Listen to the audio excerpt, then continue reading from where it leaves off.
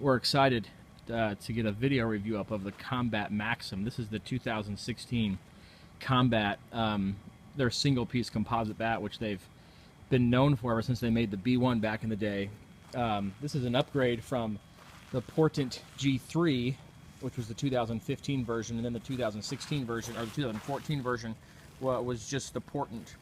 But this bat, the barrel on it, it's the biggest in the business, no doubt about it. We've measured it a few times, and you can see more on Just Bat Reviews, the blog, the actual size of it, as we do some measurements for it and compare it to some other bats. But we're going to compare it just to a wood mine bat. This is just like a drop 7 wood bat.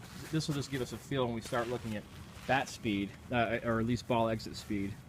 Let's go ahead and start hitting link, and I'll talk a little bit more about it. The big improvement this year from the Portent G3, so that would be the 2015 version, and this 2016 version is clearly the barrel. The barrel is, I think they claimed it's something like 20% bigger.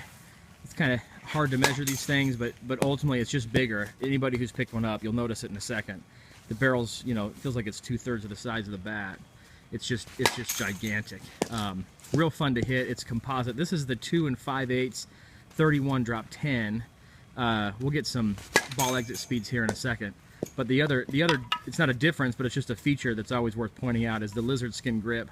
I think about 2 years ago now, because with the Portent G3, Combat had all the lizard skin grip, and they made the agreement to have all their alloy or composite bats come out with lizard skin on them.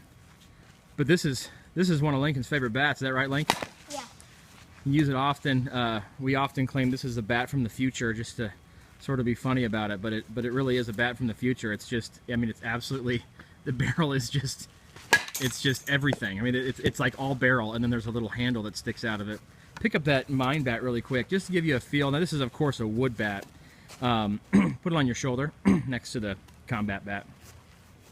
Yeah, you can kind of see just the difference in size. I mean, it's just really quite unbelievable. But let's get some ball exit speed in our very unscientific way. But it's just fun to get a feel for these two bats, and you can kind of see what it works out to be. It's 51. I'll focus in on the gun so you can see a little bit better.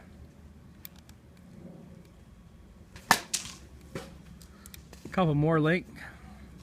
And then let's switch to the mine bat just to give some numbers. There we go. Yeah, 54. Sweet. Switch over to the mine bat. Yeah, it's a real fun bat.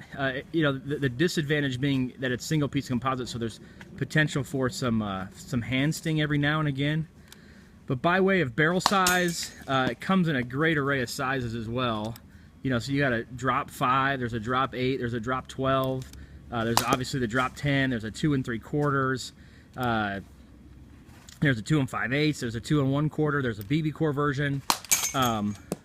Good, so that's 48, and not surprising. So a baseline bat that's, you know, no real trampoline effect, giving us probably 48. A Combat high performance bat adding 7 or 8 miles an hour on the ball.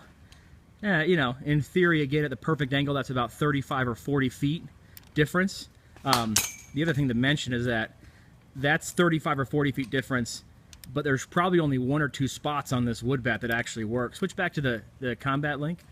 There's probably only 1 or 2 spots on the mine bat that actually get you to that, you know, that full potential. Whereas in the Combat, you know, it looks as if, you know, it's a full 12 inches where the sweet spot just drives across the bat. And it's kind of fun to see, but it's, you know, it's consistently hotter than just good old-fashioned wood or something like that. Obviously, I mean, this is an obvious statement, but it's at least fun to actually measure. But there you go. Combat, you know, they're distributed through a lot of places. Buying used composite bats isn't crazy. There may be some used composite Maxums on eBay these days, as it's been out for about 4 or 5 months now. But it's worth checking out, I think, especially if you're in the mood for a big hitting single piece composite bat, and that's kind of the bat you like. You don't necessarily prefer the 2-piece bats that have a little bit of give and hand sting and things, but it's fun to hit.